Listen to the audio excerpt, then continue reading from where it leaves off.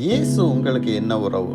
எனக்கு அவர் வெறும் கர்த்தர் மாத்திரமல்ல, என் இருதயம் இயங்கும் ஒவ்வொரு உறவாகவும் அவர் என் வாழ்க்கைக்குள் வருகிறார். நான் எனக்கு ஒரு அடையாளத்தையும் தொடர்பையும் வழிகாட்டுதலையும் நோக்கத்தையும் மீட்பையும் ஆறுதலையும் சமாதானத்தையும் தேடும்போது அவர் என் தேவைக்கேற்ப மாறி என்னிடம் வருகிறார். நான் ஆடு என்றால் அவர் என் மேய்ப்பராக வருகிறார். நான் பிள்ளை என்றால் அவர் என் தகப்பனாக வருகிறார்.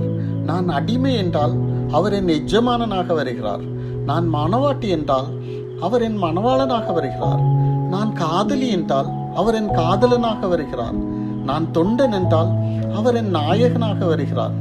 நான் உடன்பிறப்பெற்றால் அவர் என் அண்ணனாக வருகிறார். நான் பிரஜை என்றால் அவர் என் தேவைகளை சந்தித்து அரசாளும் ராஜாவாக வருகிறார். நான் பாவி என்றால் அவர் என் இரட்சகராக வருகிறார். நான் விழுந்தவன் என்றால் அவர் என் மீட்பராக வருகிறார். நான் சீஷன் என்றால் அவர் என் போதக குருவாக வருகிறார். நான் அழுதேன் என்றால் அவர் என்னை தேற்றும் தாயாக வருகிறார். நான் தனிமைப்பட்டேன் என்றால் அவர் என் உறவாக வருகிறார். என் உணர்வை பகிர்ந்து கொள்ள வேண்டும் என்றால் அவர் என் தோழனாக வருகிறார். நான் சங்கடப்பட்டால் அவர் எனக்கு ஆறுதலாக வருகிறார். நான் சோர்ந்து போனால் அவர் எனக்கு பலனாக வருகிறார். நான் சஞ்சலப்பட்டால் அவர் சமாதான பிரபுவாக வருகிறார். நான் தொலைந்தேன் என்றால் அவர் என் வெளிச்சமாக வருகிறார். நான் இன்று வாழ்கிறேன் என்றால் அவர் என் உயிராய் வந்ததால் தான். அவர் என் எல்லாவற்றிலும் எனக்கு எல்லாவுமானவர்.